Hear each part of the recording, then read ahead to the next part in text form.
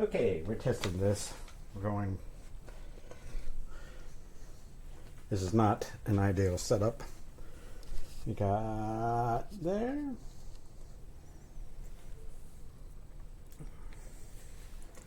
So this is Elder Scrolls Betrayal of the Second Era. We've got our Black Marsh thing. We're just doing this escape from jail sequence now, though.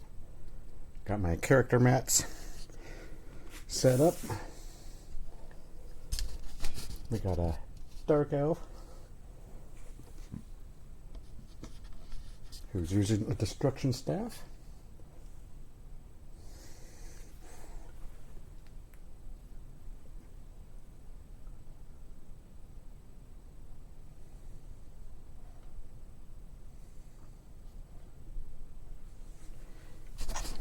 We got an Argonian who's using just a one-hand shield. We're using the Dized app. And here's our characters. There. There. So. And we're also using the microphone on the webcam, so.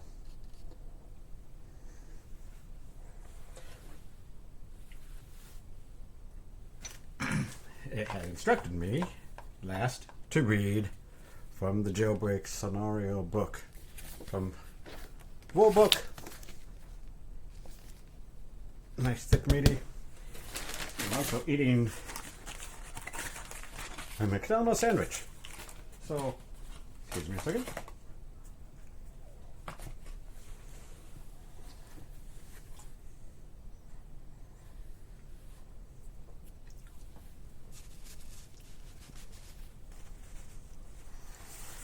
You awaken in the dark, rough-walled holding cell somewhere in Tamriel.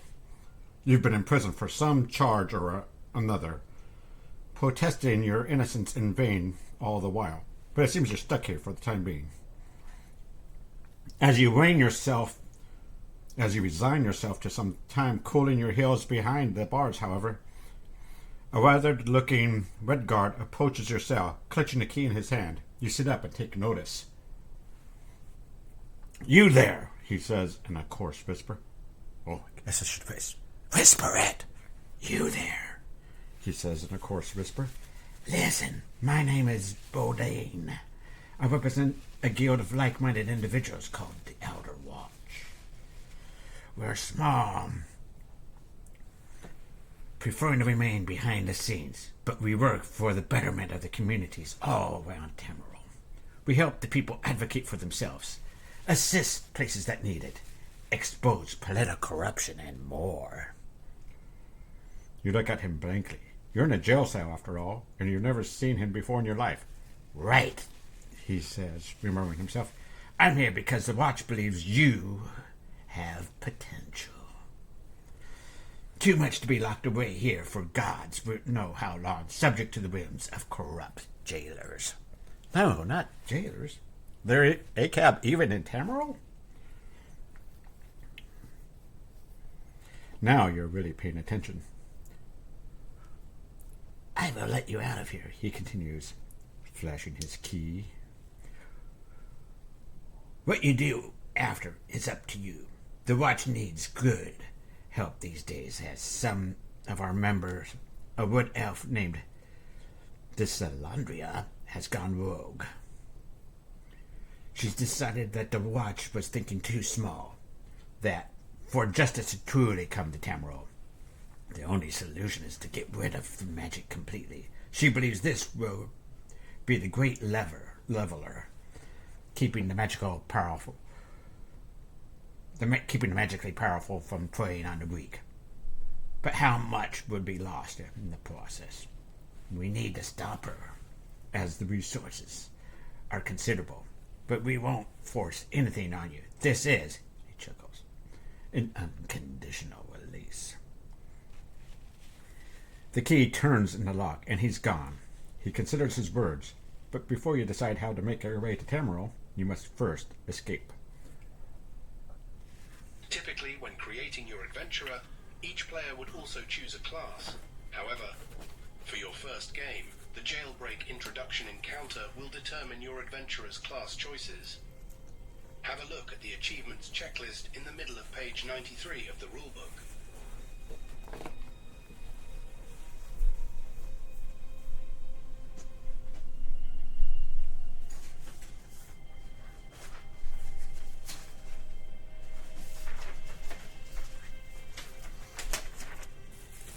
Okay. With that. As you play the encounter, note which adventurer completes each of these achievements. You can already write down the name of player 1 for the first turn.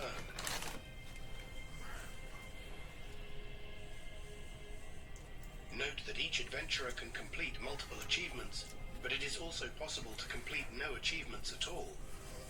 If needed, the full game rules and FAQ are available on Dized rules, which you can easily access with the button on the top right corner. Note that the examples shown in this tutorial will not match your exact game situation. Simply implement the given instructions in your actual game. You are now ready to play. Tap next to begin the battle and escape this cell. Battles are divided into rounds. During a round, each adventurer takes a turn. After your party has finished its turns, each enemy takes its own turn. After all units have completed a single turn, the round ends. Rounds continue until your party has achieved its objective, retreated, or been defeated.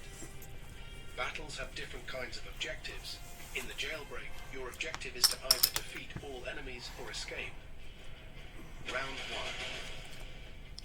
Each round is counted with the round counter die.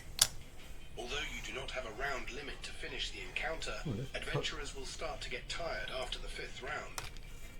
We will learn more about these fatigue rounds later in the tutorial. Player 1. At the start of your turn, you remove a number of dice from your cooldown track equal to your cooldown stat. Since you don't have any dice in your cooldown track yet, tap next to skip this step. We will learn more later in the tutorial. Alright. After recovering your dice, you may perform your actions for this turn. The most common actions are move and engage. For the first action of your turn, let's learn how to move. When you perform a move action, you move a number of hexes up to the value of your stamina. For example, the Argonian adventurer has 3 stamina, so they can move up to 3 hexes. In this example, can the Argonian adventurer with 3 stamina reach the highlighted hex with 1 move action? Yes. Oh, wait. And he's up on the screen? No. He can from here, but on the screen, it has it set up like this. So he could not go through. Boom, boom, boom. That is correct. Remember that you cannot move through any occupied hex, even if they are occupied by your allies. The Argonian player with the one hand and shield skill can only engage an enemy from an adjacent hex. For the first action of your turn, let's move toward the High Elf Bandit so you can engage. Player 1, move your adventurer chip along with all health point chips underneath. 3 hexes to a hex adjacent to the bandit.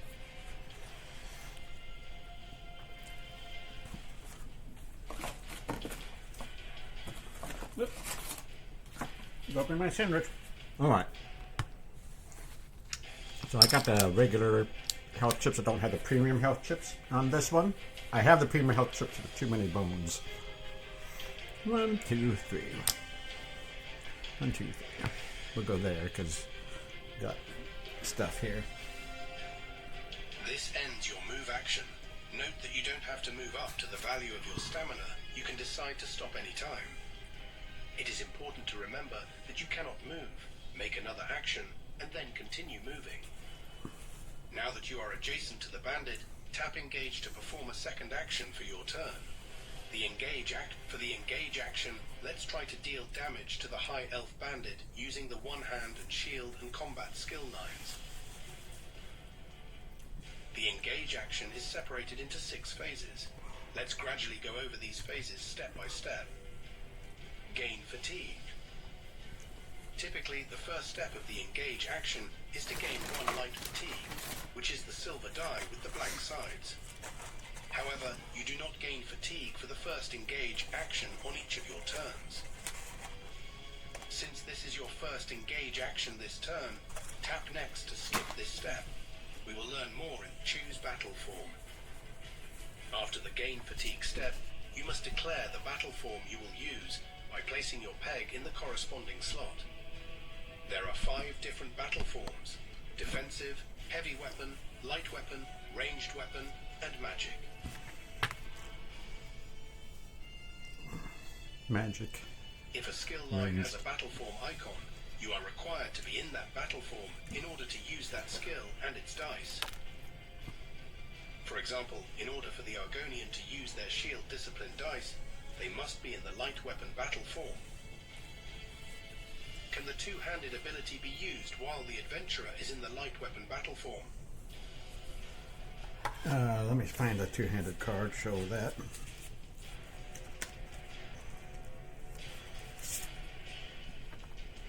So that has this. And this is your light hand battle form. So the answer would be no. Correct. The two-handed skill line requires the heavy weapon combat form. If a skill line does not have a specific battle form icon, it can be used in any battle form. Take a moment to familiarize yourselves with your skill line. Then tap next to learn about the combat. The combat skill line is special and represents an adventurer's innate fighting ability. Combat skill line uses combat dice which are flexible enough to be rolled with any battle form except magic. If your adventurer is on either light weapon, heavy weapon, or ranged battle form, combat dice deal damage. If you are in the defensive battle form, combat dice prevent damage. Take a moment to familiarize yourselves with the combat skill line and its required battle forms. Yeah. Then tap next. Battle form also sets the adventurer's range for each engage action. For example, the heavy weapon battle form sets the adventurer's range to adjacent hexes only. Note that there is a help sheet about battle forms at the back of your combat skill line reference sheet. Can the Argonian player attack the Argonian bandit enemy while in the light weapon battle form? He's here on the demo, so obviously no. That is incorrect. Oh, no. They cannot roll any... Can the Argonian player... Correct. They cannot roll any dice, not even combat dice, since the light weapon battle form sets the range to adjacent. Since player 1 is adjacent to the enemy, leave the battle form peg to light weapon. Tap next to go to step 3 of declare target. And we'll be declaring him the target. Dice that deal damage to the target of an engage And require you to declare a target. we're using this guy, so he has a number 1 player First token. line ability of the combat and the first line ability So of we the got one-hand and our shield 2 skill one-shot on lines. the shield. And we can roll 3 because we have 3 fatigue. Both these skill line abilities deal damage to a target, so in this case you must declare a target. Player 1, declare the High Elf Bandit as the target by announcing it, then tap next to The High step Elf 4 of is the my engage target. Action.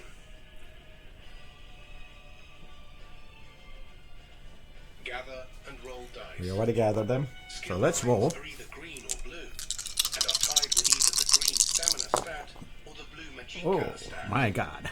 2, Your stamina and magic is stats 3, limit the number of dice you 4. gather and roll during the engage action. You may roll up to a number of dice that use stamina equal to your stamina stat, and likewise for your magicka stat. In this case, both one hand and shield and the combat skills are green and are tied to your green stamina stat. Your stamina stat is 3. So during this engage action, you can gather up to 3 dice from both these skills. In this example, the adventurer has the Restoring Light skill. How many dice can they roll each time they engage? Can't see the screen, but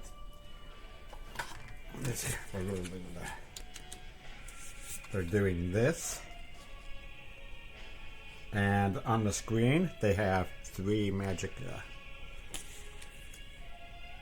Correct.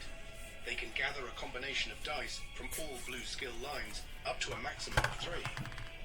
Remember that all dice must also be from skills that have a battle form icon that matches your current battle form or no icon. Before gathering your dice, keep in mind that every time you recover dice, you must return them to their correct positions. And then these will become Player 1, exhausted. gather 1 combat die and 2 shield They will discipline enter dice here, by and I taking can only them get from 2 your back player mat. per turn. Roll all 3 dice, then tap next to resolve the results in step 5 of the engage action. Resolve the roll. Note that you are not required to resolve a die's result. However, let's resolve all dice for this turn. Tap the result of each die to resolve it. You can resolve dice in any order you choose. Many dice have an X variable in their ability, where X is the number on the bottom right of the die result. In this example, the X is 2, so this die result will deal 2 damage to the enemy. Each skill die also has at least one code that determines how it is resolved and where the die must be placed Instant afterward. or active roll. Combat die has an instant code, which means it is resolved instantly and then it is exhausted. This result will deal X damage to your target, where X is the number on the die's face. But do not apply the damage These to are the enemy active. yet. These will Keep become track active. of the total amount of damage dealt during this engage, as it will be applied at the end of step 5. Place the die in the leftmost empty space of your cooldown track. Now we only have to resolve whatever we want. And this dude has a health of 3.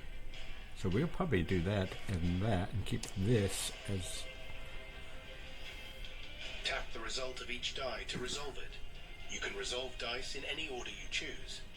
When you Now, I this did not is roll the a tenacity. symbol, and it is used to activate This special one. class abilities. That's a tenacity. That moves Tenacity this... and special class abilities up. will be introduced later in the tutorial. Move your tenacity peg on the bottom right of your playmat, 1 slot to the right.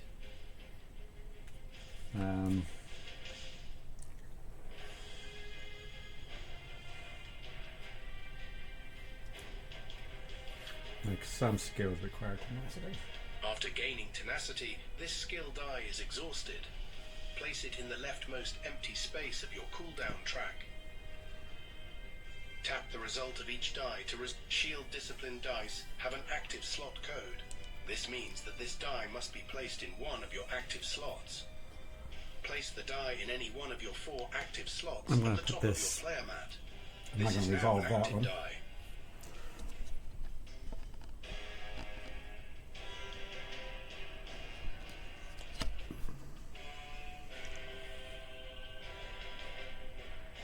I don't really have a proper thing to set this up. I don't have a tripod. When you place this die in an active slot, you will deal X damage to your target. Remember to keep track of the total amount of damage dealt to a unit during this engage. So we're going to resolve this one. Shield discipline dice can also be used for defense.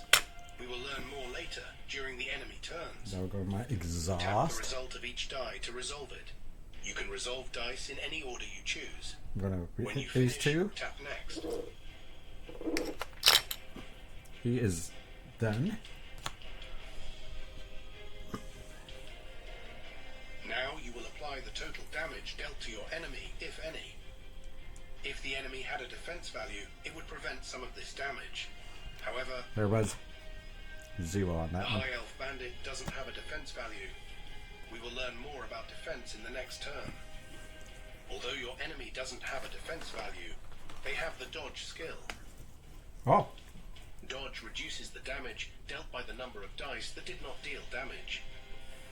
For example, if you rolled 2 dice that dealt damage and 1 die that didn't, you must reduce the total damage by 1. In this example, how much damage is dealt to the enemy with the dodge skill? so he's 1, 2, but minus 1. Correct. 2 dice dealt 1 damage each, and 1 die hasn't dealt damage. The total amount of damage dealt would be 1. Calculate the total damage dealt, and remove 1 health point chip from underneath your target Now, for each in point our of damage case, dealt. We actually did all 3 because we did 2 damage, 1 damage, And this one actually would have done damage, but we're not resolving it. So that's going to stay. Whoop. That's going to stay here in our thing.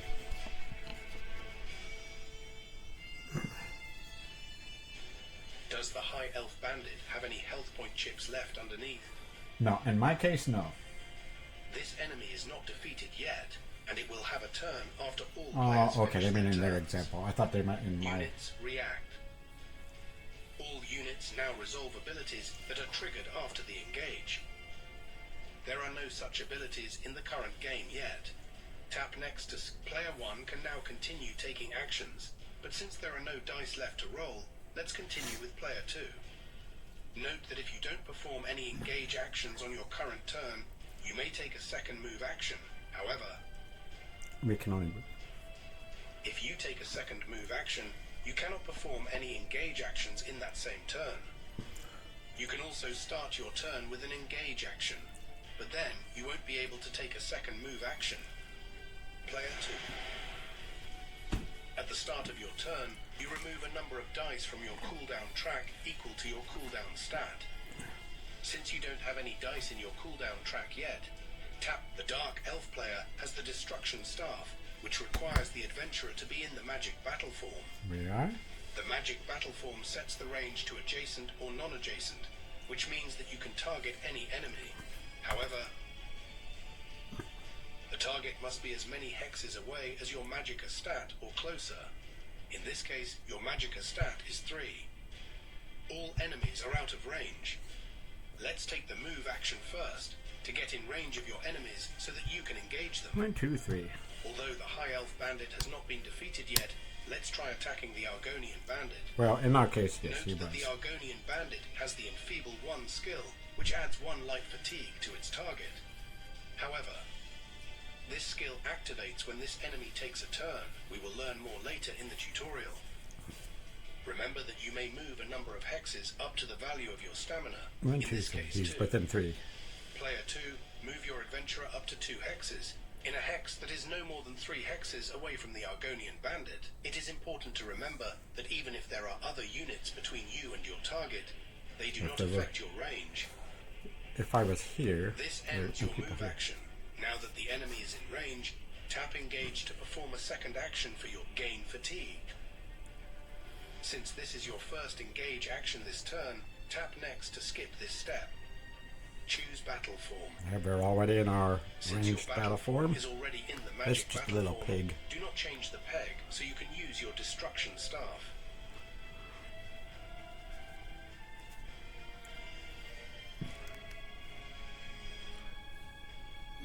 Declare target. We're declaring Since force the shock Argonian dice Bandit. abilities deal damage to a target, you must declare a target. Note that unless you have an ability that says otherwise, you can only attack one target with each I did not roll engage those action. yet, by the way.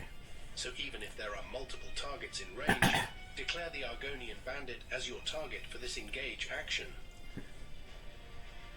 Gather and roll Yeah, dice. roll dice, yes. Okay, now Remember we're that the actually stat that matches the color of the skill line you are using limits the dice you can gather. In this case, since the Destruction Staff skill line is blue, it is tied with your blue magicka stat, which is 3. This means that you can gather up to 3 dice from skill lines that are tied to the blue magicka stat. However, remember that all gathered dice should also be able to be rolled while in the magic battle form. Ooh, In okay, this so... case, Oh, since you do not shit. have another magic skill line, you will roll your 2 force shock die. Remember that Okay, you so cannot this- gather your combat dice while in the magic battle form. Deal 2 damage to your Roll target. 2 force shock dice, then tap next to resolve This the would deal results. 4 damage, but I would have to do... And that's true damage. Huh. But then I'd have to take 1... Oh, wait. Deal 4 damage to your target and 1 true damage to any one adventurer. So I could damage him way up there or myself. If I would do 4 damage. He's got 3 and he's got a shield of 1. That would go through. This does 2 damage. Resolve the roll. Remember that you do not have to to resolve all the dice you rolled. In this case, some of the results inflict damage to any one adventurer, so you might decide not to resolve them. If you decide not to resolve a skill die, it is still exhausted, and put in your cooldown. Oh, it track is in the exhausted. leftmost empty Ooh, space. okay. Fixing that over Tap there. to resolve your dice in any order you choose. Fix. Put I put unresolved that back dice there. in your cooldown track. When you finish, tap next.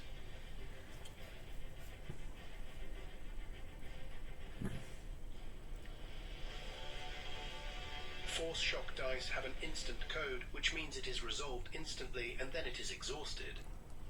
This result deals 4 damage to your enemy. However, it also deals 1 true damage to any adventurer. So we'll take one True off. damage cannot be prevented or reduced by abilities, so it reduces the unit's health points directly. But we'll do We will learn more about true damage 3 later to in the that. tutorial. Remove 1 health point chip from any one adventurer. You can choose to remove 1 health point from yourself. Don't need to resolve that, but I guess we gotta exhaust it anyhow. Remember to keep track of the total amount of damage dealt during this engage, as it will be applied at the end of step 5. Place the die in the leftmost empty space of your cooldown Okay. track. Put some text on there, so keep it focused. Tap to resolve your dice in any order you choose. Put unresolved dice in your cooldown track. When you finish, tap next. Some enemies have a defense value on the right side of their chip, inside We a had shield one. icon. But we did 4, so we went through This one is the amount of damage prevented each time an engage ability deals damage to because the we had enemy. 3 health. In this case, the Argonian bandit has a defense of 1. So 1 Oh, we damage still will got be one. prevented during We each still got a guy engage way action. over here. Note that only the first damage of each engage action will be prevented, regardless of the dice the adventurer rolled. And he's Calculate got the total damage dealt and Rot. remove 1 health point chip from underneath your target for each point of damage dealt. Are there any health point chips left underneath the Argonian bandit? Remove the Argonian bandit from the tile and place it to the side. This is now the defeated enemy stack. Oh yeah, we got that.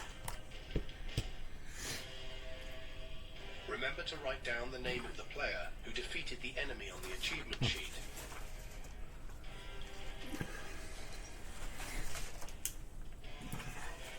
Let's see. The high elf was defeated by Argonian.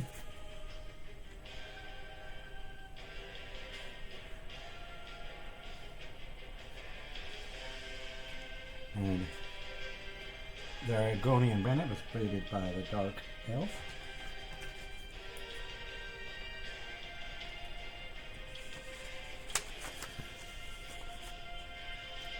They're all me, so I'm not going to put. Whoop. There we go. Help us put that in. They were all me, so it doesn't help yet.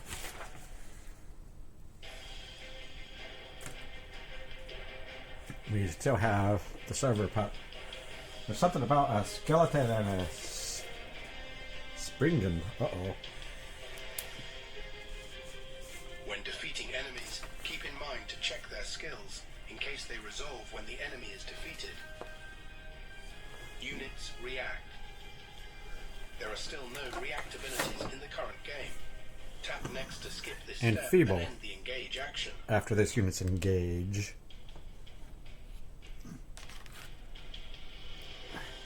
We are done. So, but he's got rot.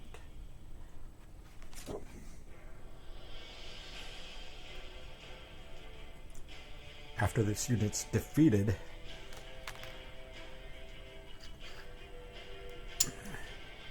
we'll have to take 1 over fatigue. Since you still have 2 combat dice left, let's use them for defense. Player 2, tap engage to take a second engage action. Oh my god, they're going to give us light fatigue. Gain fatigue. Since this is the second engage action this turn, you gain 1 light fatigue. Take 1 silver light fatigue die and place it to the right of your 2 skill dice in the cooldown track. I don't wanna.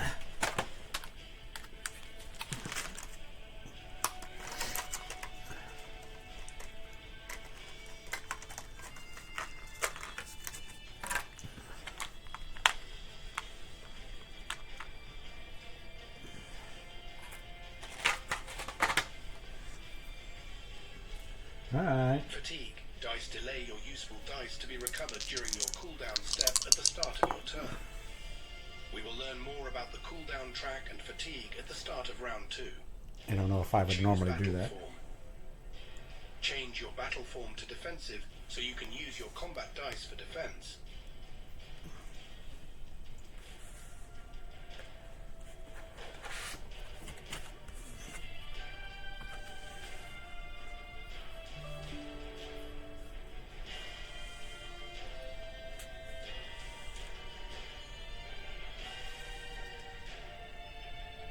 Declare target. While in defense form, combat dice have no target ability, so you do not declare a target. Tap next to skip this step. Gather and roll dice. The combat skill line is green, so it is tied to your stamina stat of 2. Gather and roll your resolve the roll. Tap the result of the die to resolve it. When combat dice are rolled in the defense battle form, they have an active slot code. This means that this die must be placed in one of your active slots on top of your playmat. Place the die in any one of your 4 active slots at the top of your player mat. This is now an active die.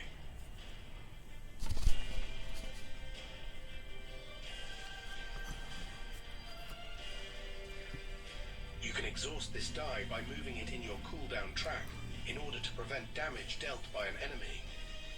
We will learn more later during the enemy turns. Tap the result of the die. Move your tenacity peg on the bottom right of your playmat, 1 slot to the right.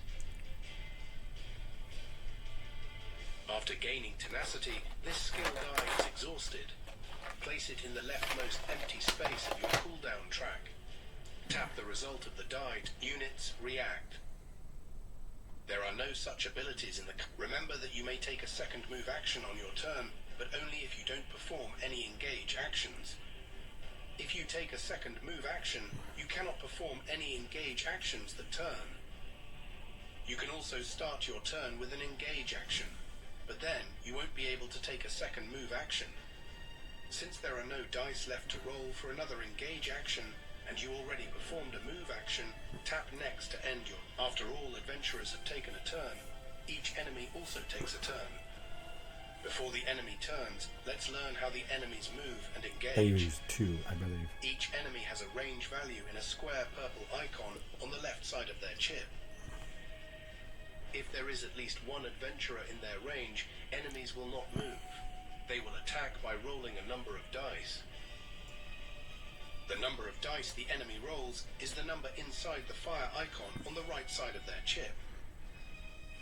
Will the enemy attack in this example? They have an Argonian bandit here and an adventurer. They have this guy here and an adventurer over here, which is here, which is 1, 2, 3. So he will not move. Yes, he will just direct attack. Correct. Since the enemy has a range of 3 and there is an adventurer within range, they will attack by rolling 1 die. If there are no adventurers in the enemy's range, it will determine a destination hex and then move up to 2 hexes toward it. The destination hex is the closest hex where at least one adventurer would be within range. In this example, the highlighted hex is the closest hex where an adventurer is in range, so this hex becomes its destination. Alright, Note that the enemy ends its this movement stuff I when it know. reaches its destination hex, even if it could move additional hexes. In this example, if the enemy would move 2 hexes, it would have 2 adventurers within range. However, the enemy stopped its movement because they reached the There's closest also hex where at these least one icons, adventurer was in range. which tells who they're going to prioritize. This one with highest, lowest. Since no adventurer is in range, which hex is the destination hex?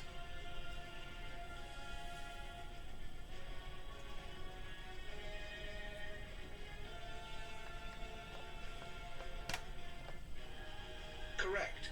The Skeever pup stops its movement when it reaches the closest hex where at least one adventurer is in range.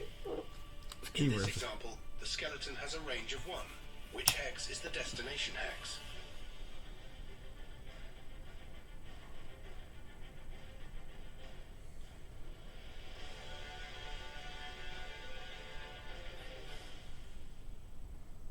of these 2 hexes is correct. The enemy moves 2 hexes toward the closest adventurer. After the enemy moves, if there are still no adventurers within range, the enemy does not attack this turn. Yeah. Enemy Skeever's chips gonna also move have next. a priority arrow to the right of their level. Alright, they're talking about. If there are multiple options, the priority arrow determines which unit the enemy targets, engages, Yeah, moves this it, guy. engages, and moves towards. The arrow pointing up prioritizes the adventurer with the highest health points, and likewise up. for the arrow pointing down. Arrow down. If all adventures have the same health points, then the players decide. In this example, there is no adventurer in range, so the bandit moves 2 hexes. Which hex is the destination hex? Okay.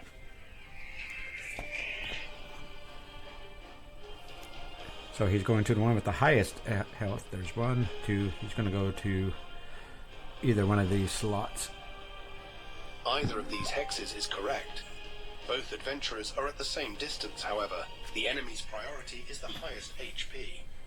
Note that unlike adventurers, enemies with a range value can attack adjacent adventurers. Enemy turns.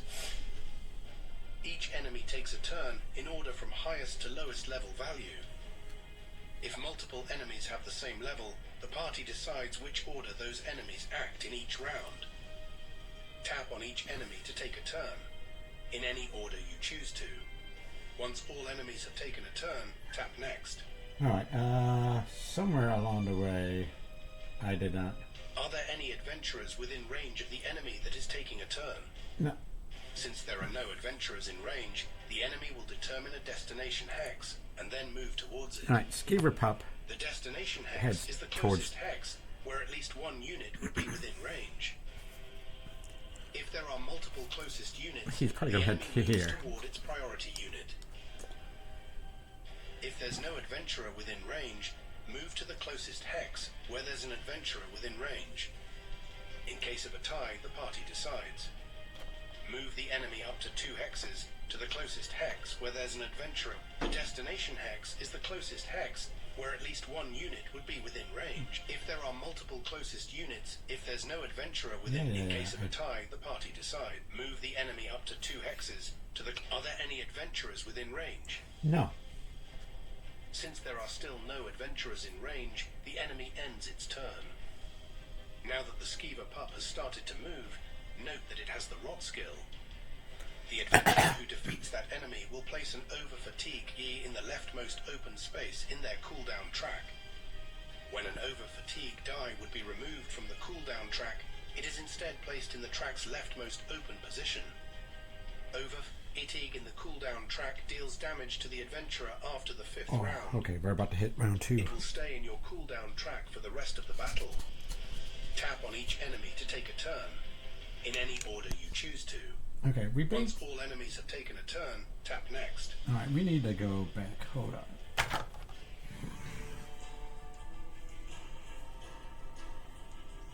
It will Are there any adventurers within range?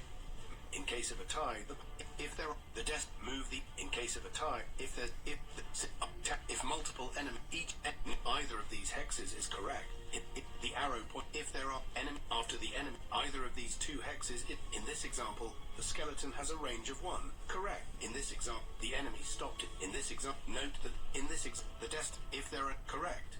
Since will the enemy in this example the number if each enemy has a range value in a square purple icon on the left before the enemy turns. After all adventurers have taken a turn, each enemy also takes a turn. Alright, yes. After all adventurers have taken a turn, each enemy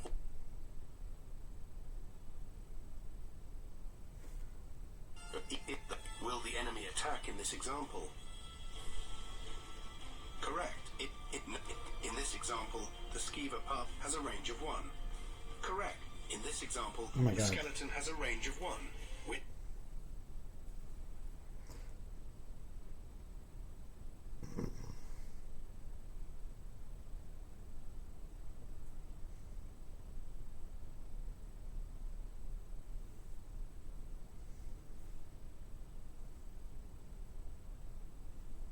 Oh my god. I think I hung it up. Alright, anyhow, we know how basically what to do from here. The Dized app's being goofy. So we're going to go to round 2.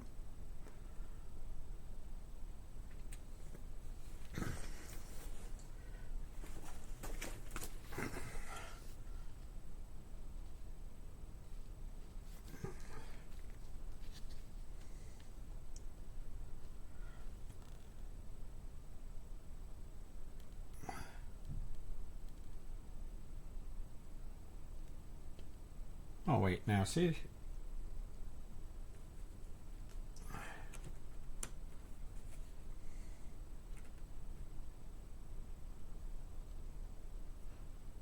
High Elf Bandit went there. Argonian Bandit.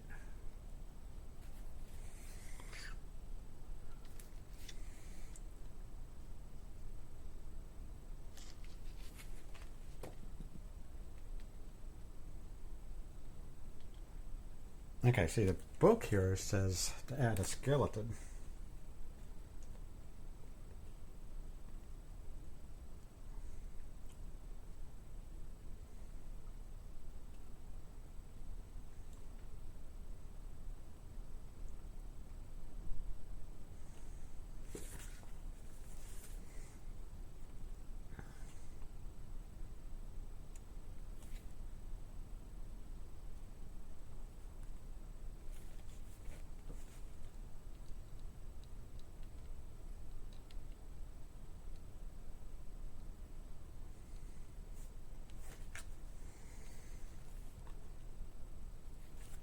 Okay, I think we were supposed to...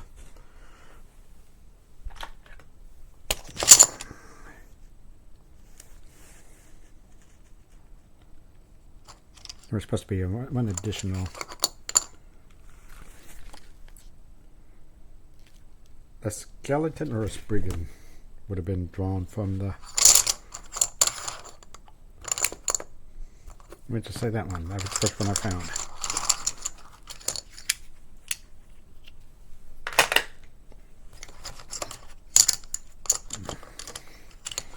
Squeeze it.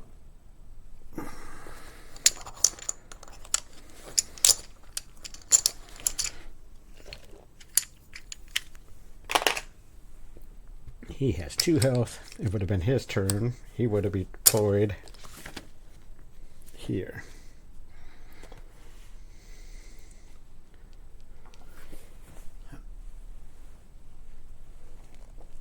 He is a range of 1, so he would have moved here. Either of these 2 hexes is correct. After the enemy moves, if there are still no adventurers within range, the enemy does not attack this turn. Enemy chips also have a priority arrow to the right of their level. If there are note that each enemy takes tap on each enemy to take a turn. Are there any adventurers within range? Since there are no adventurers in range, the enemy will determine the death. If there are if there's no, in case of move the enemy up. Are there any since there is at least 1?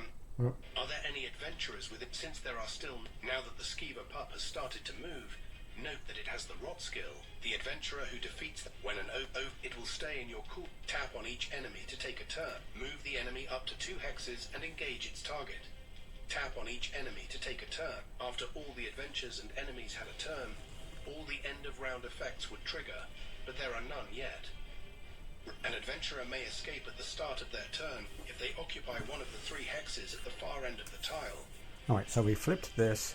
If they do, return their chip and their health 2, points to their race we're on sheet. the second round. They do not take any more turns for this encounter. Note that the encounter will end. We are going to get The this. adventurers have lockpicked any caches on the map. Since the encounter is not complete yet, the first round ends and the second round begins. So round up to 2. Round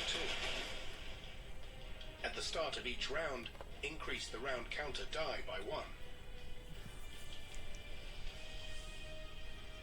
Before taking your turns, let's learn about caches and how lockpicking works.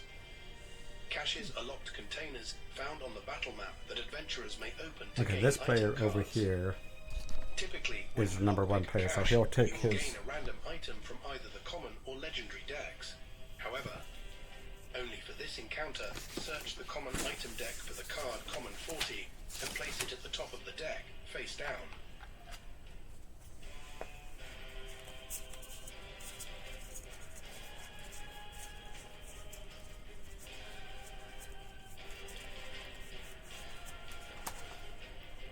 To lockpick the item, the player must either pause or end its movement in the same hex as the cash chip. Then, the player must match the bottom numbers on the back of the card by rolling the lockpicking dice. The number at the top of the card is the number of attempts the player has to successfully lockpick the cash. In this case, in order to picklock the common item, the player has 3 attempts and they must roll a 6, a 3 and 1. Note that after the lockpick check is resolved, you resume your turn normally. Remember that if you perform no engage actions, you may take a second move action and reach the cache. It would be a good strategy to try to lockpick the cache before defeating all enemies, because then the encounter will end. Player 1. Okay, they still haven't put us on that yet. On this Dized area. To your cooldown stat. Then you will slide any remaining dice to close empty slots. Any skill dice recovered are returned to their correct slots, and light fatigue is returned to the supply. Now, you'll Remember, notice when resolving dice, you can resolve them in any order. This we got means that 2 the die things you here. resolve first will be available sooner for As your this next goes turn. up, the number of Recover a things you can dice put from your here cooldown track go equal down. to your cooldown stat, and then slide any remaining dice. Choose an action to take. If you are on the same hex as the cache, tap cache to attempt a Okay, lockpick we'll check. move. Otherwise, tap end turn. We've got 2 sides. We're going to move. Move a number of hexes up to the value of your stamina. If you move into the hex with the cache, tap the cache button. Remember that in order to lockpick the cache, you must match the 3 numbers at the back of the card. You will have 3 attempts in order to succeed, as shown by the top number at the back of the card. Okay, there's a 1. Between each attempt, you will be able to choose a number of dice to keep, and then re-roll the rest. During the check, you may gain 1 light fatigue, to either increase or decrease a die result I by would 1. increase that to a However, 3. you cannot change a 6 to a 1, or vice versa. Note that if the check is unsuccessful, you will discard the cache. Gather the 3 lockpicking dice and roll them for your first attempt. And I gained a light fatigue over here for that. Remember that any time during the lockpick check, you may gain light fatigue to change the results. 1. Did you match That the was number 2. 3-digit number? If you didn't, don't worry. You may keep any successes and re-roll the rest in the next step.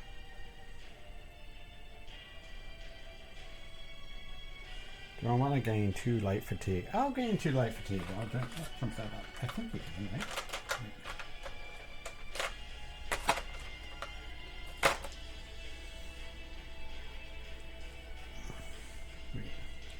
Remember that any time during the lockpick check, you may gain light fatigue to change the result. Gather the 3 lockpicking dice and roll them for. Note that if the check is unsuccessful, you will discard the cache. Gather the 3 lockpicking dice and roll them for your first attempt. Make sure I can actually do that. Remember that any time during the lockpick check, you may gain light fatigue to change the results. Can you gain Did you 2? match the 3-digit number? If you didn't, don't worry. You may keep any successes and re-roll the rest in the next step. I'm going to say yes. We went from 4 to 5 to 6. If not, I'll fix it next time. Good job. Discard the cachet and then draw that card and place it on either side of your race sheet, face up. I don't remember where that came from.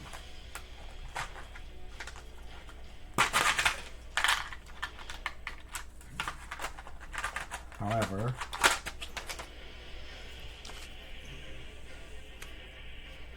that's going to be somewhat bad because now he is one within me. The Scald King's Patty Melt is a consumable item, as shown by the icon on the top left corner of the card. You can use it any time during your turn to heal 2 health points to each adventurer without exceeding their maximum health.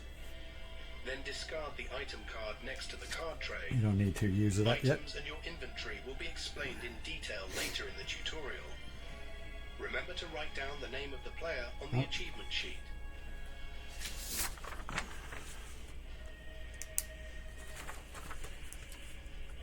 Argo.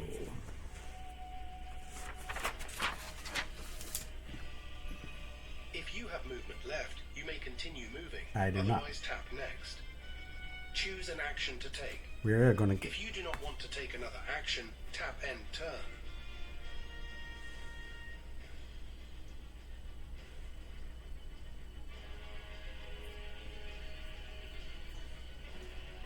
We are Since going this is your to engage. first engage action this turn, you do not gain light fatigue. Right. Declare the battle form you will use. Remember that your battle Yes, form I'm determines your still range in and the dice that light can be battle rolled. form because I'm still using the one-handed shield. If the skill dice you are using deal damage to a target, declare a target now. I can only run these two because my combat die is in the thing.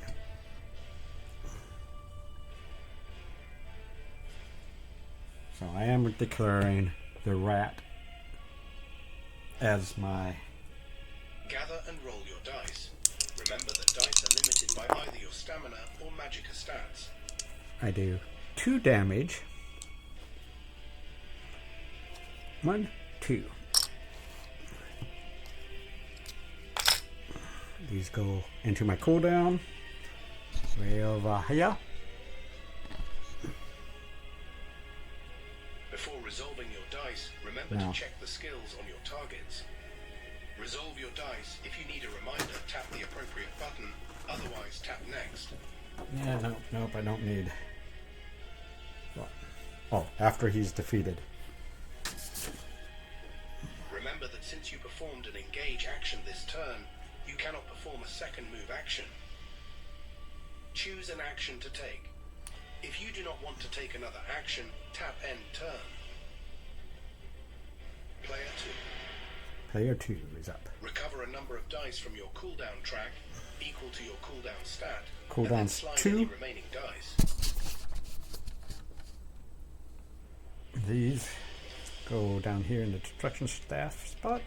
Slide that over. Choose an action to take. If you do not want to take any actions, I can attack tap within end 3. turn. So I can move 2. So that's okay.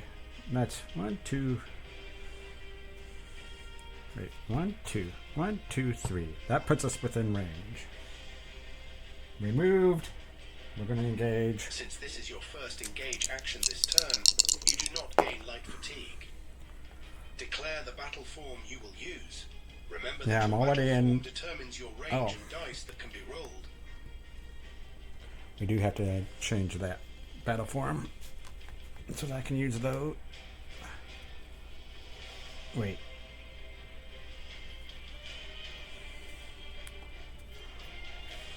There we go. Now we're in our magic. If the skill dice you are using deal damage to a target, declare a target now. We're declaring the rat. The rat has no defense. This will exhaust. This will do its 1 damage to him. That will exhaust. Gather and roll your dice. Now we Remember do that dice are limited rock. by either your stamina or magicka stats. Okay, so he gains over fatigue.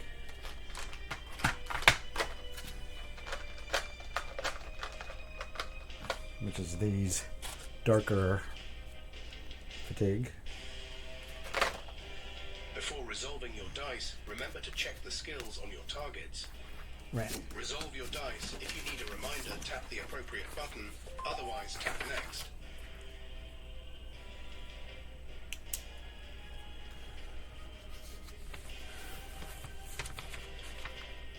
Let's give her That was the Dark Elf.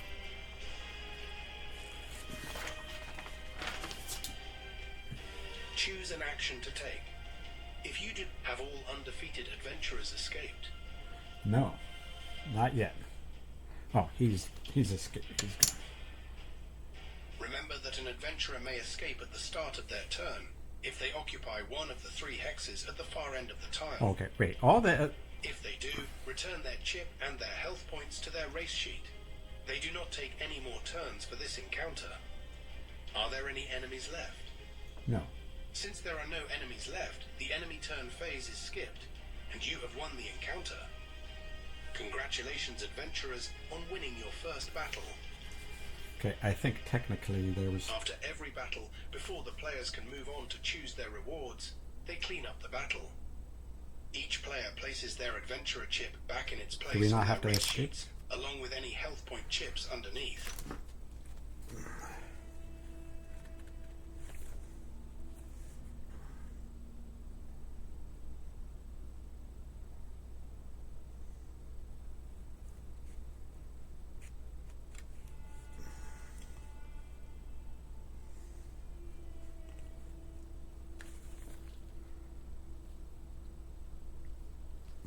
These all go back into the enemy bag. Although there is no enemy bag for this particular jailbreak. Each player remove any dice in your active slots and place them in your cooldown track.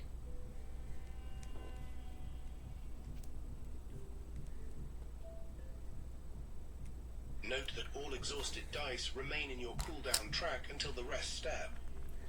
Take all level 1-5 enemy chips you used during this encounter and place them in the 1-5 bag. Separate all level 1-5 enemy chips that do not have a province code below their name and put them in the 1-5 bag. Note that enemies with no code can appear in any province. Separate the 2 level 1-5 enemies with the Black Marsh code below. These 2 enemies with the Black Marsh code can only be found in the Black Marsh province you are currently playing. Separate all level 10 to 20 enemies with no code and the 2 10 to 20 enemies with the Black Marsh code Black and put Marsh. them in the 10 pounds 20 bag. That is a special code. Generic. Black Marsh. Generic. Generic. Morwin.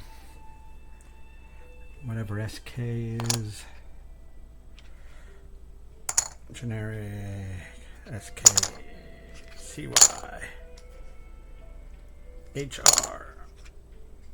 What generic? Generic Black Marsh. Wait.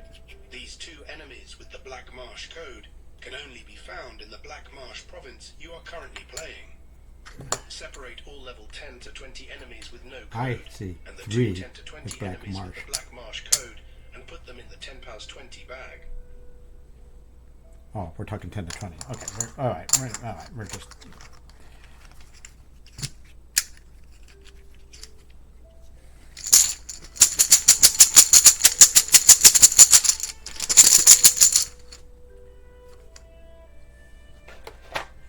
All right, these are other provinces.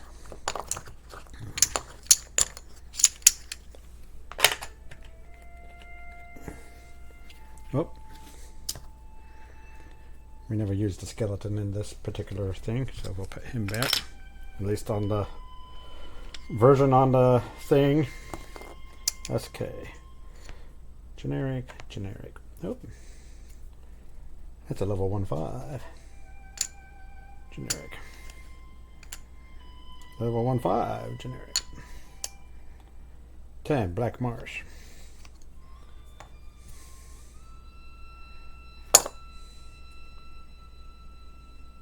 Not Black Marsh. No. Generic 10. Generic 10.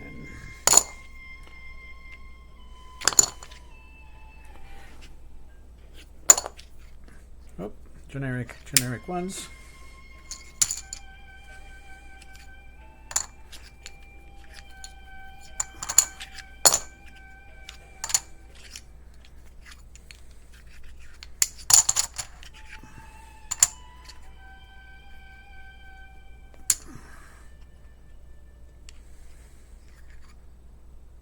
There's a Black Marsh 10. There we go.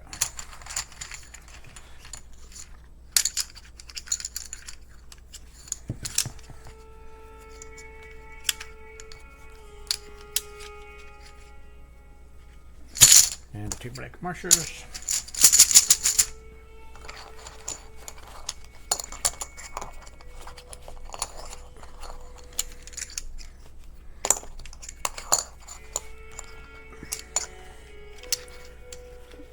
Okay, we're set up for... Note that white chip enemies are quest enemies and only appear in battles related to quests or to a province's special rules. Quest disassemble the battle map and put the tiles to the side with the rest of the unused tiles. You can leave them face up.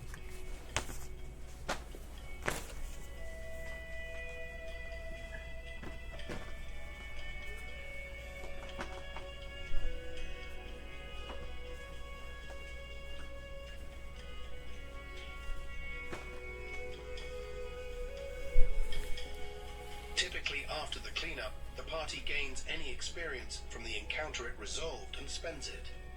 Instead of experience, the jailbreak scenario rewards each adventurer with several classes to choose from. I'm not going to keep based these on their classes achievements. based on this, but... If no player completed a specific achievement, simply skip that step.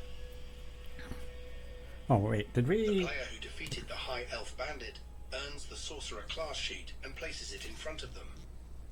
Thargonian gets the... Oh, where are those sheets? I got those sheets here somewhere. Sorcerer.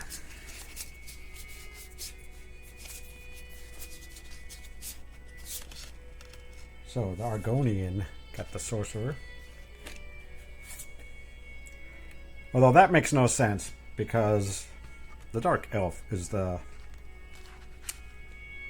one with the magic. The player who defeated the Argonian Bandit earns the Acrobat and Scout class sheets and places them There's in a front Scout of them. class sheet. Lots of classes here in the game. And this is just the base.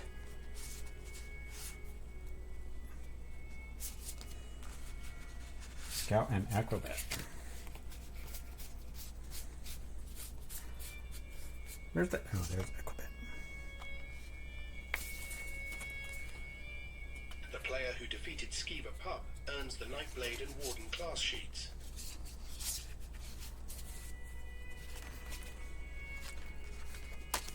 Nightblade. Well, there's the Warden. And the Nightblade. The player succeeding at the Cache lockpick earns the Rogue. The player who escaped first earns the Bard. Note that winning the scenario is not considered an escape.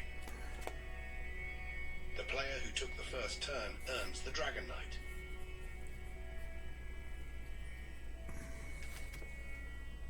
The player who took the last turn earns the Healer. Where's that? Oh, last turn. There we go. The first player who took damage from an enemy at a 2+ range earns the Archer. Lastly, the first player who took Wow, damage boy, from they an just enemy give at out range tons 1 of earns the skill Knight. lines, don't they? If a player has Or earned classes. fewer than 2 These are class skill sheets, lines. they will earn more after all other players have chosen. Before choosing a class, let's learn a few things about the class reference sheets. So All this is class how much sheets are tenacity. double-sided, and they always start in their novice And, side oh, that's the face master up. side. Novice. When Oh, your everything's adventurer on the meets master the side. promotion requirements on its novice side, you can flip the sheet to its master side. Your adventurer's class adds special abilities you can use by taking an action during your turn. So this is how much tenacity Most it of these takes? abilities are triggered in battle by spending tenacity. Yeah, see? For example, during your turn, you can spend 2 tenacity to activate the Hawkeye ability to heal. However, you can activate each ability once per turn, so you won't be able to activate Hawkeye again this turn. And How much tenacity must be spent in order to You activate notice here? the Hunter's Discipline ability? there's a spot open. That means it's upgraded when you get to the other side. So this is interrupt.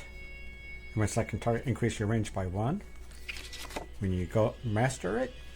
And this is how you upgrade. Defeat an enemy that is 6 or more hexes away. And at the start of your turn, if you are in the ranged battle form, you can do 2 damage. I mean, oh my god. So once you upgrade it, it gets rid of the upgrade thing, and then you notice this is now enduring, and that means that you only have to have that much tenacity left. You don't have to spend it, and you can increase your range. That's an upgraded one. So lethal arrow was roll 2 enemy combat dice against the targetable enemy. Roll damage is 2 damage. Wow.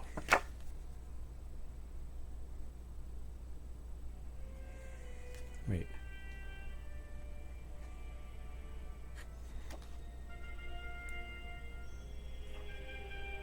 Lethal arrow. Oh, lethal arrow goes from costing 3 tenacity down to 2.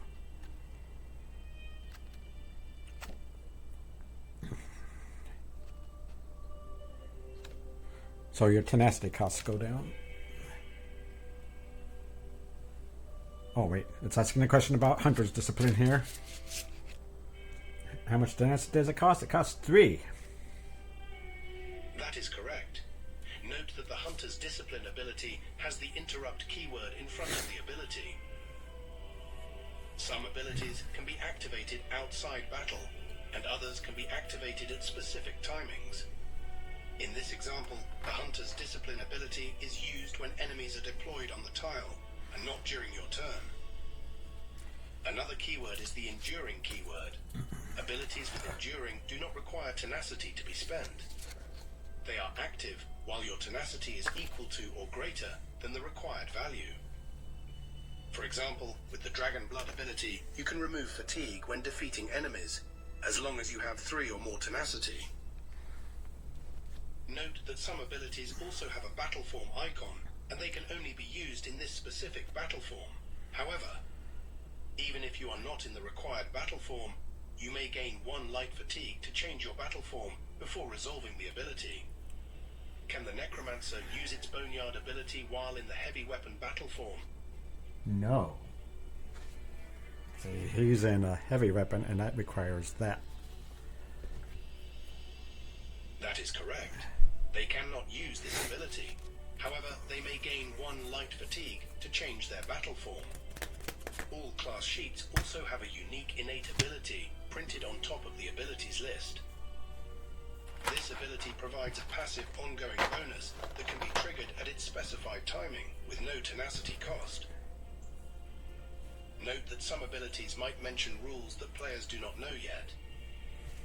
For now, just choose a class that will complement your adventurer the most. Have a look at your earned classes. Each player with 2 or more classes earned, choose one of them and place it onto the opposite side of your race sheet. Return the unchosen class. Is there at least one player who earned either 1 or no class sheets?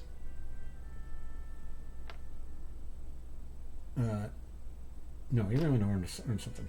If an adventurer does not want to choose one of the classes earned, they can choose from all remaining classes. However, they must also lose all their tenacity and discard any items they gained next to the deck tray. That's only if you're doing... If a player wants to change, they can do it now by losing all their tenacity. Return the remaining class sheets back into the... Now the adventurers can rest by healing and recovering. Although a rest happens at the end of each day, this adventurer's rest is part of the Jailbreak introduction encounter. Typically, in the Apprentice difficulty, each player removes 2 dice from their cooldown track and heals 2 health points. However, only for the Jailbreak encounter rest, all players now heal to their maximum health and remove all dice from their cooldown tracks.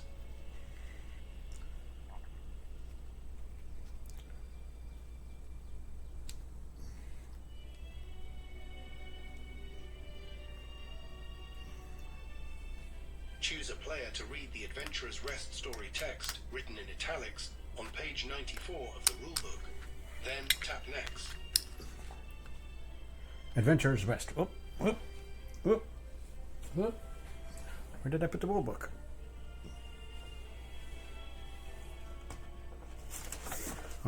This is the Black Marsh Gazetter tutorial guide. There's gazetters for a whole bunch of other provinces throughout Tamriel. There's like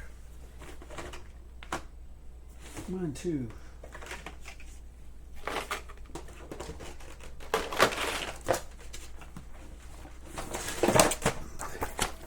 These are all the other gazetters. Skyrim, High Rock, Cyrodiil, and Morrowind. I don't know where that one's at. Oh, maybe right there.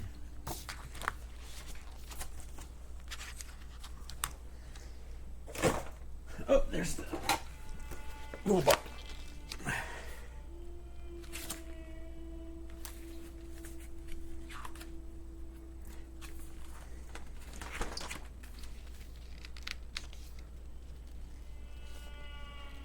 You escape, either by fighting your way free, fleeing, or lying still until the jailers have leave your seemingly fallen body. Afterward, you make your way to the bustling center of the town to ply your trade in Tamriel. You accept the guild's offer to work in return for supplies and place a brief recovery. When you awake, the first day of your new quest dawns. You venture forth. Adventures typically.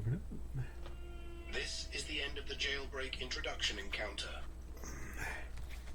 Your future campaigns will start from this point after each player has created their character. For this tutorial, you will start your campaign with the characters you already created. Tap Next to start the campaign. Typically at the start of your campaign, you choose a province and read its information in the Gazetteer. However, for this tutorial, you start in the Black Marsh province. All its information will be gradually introduced during the tutorial. Typically, at the start of a campaign, players shuffle all guild cards and take 3 to choose a starting guild. Since this is your first game, you will be working with the Undaunted Guild, which has a low complexity. Take the Undaunted Guild card and return the rest of the guild cards back into the box.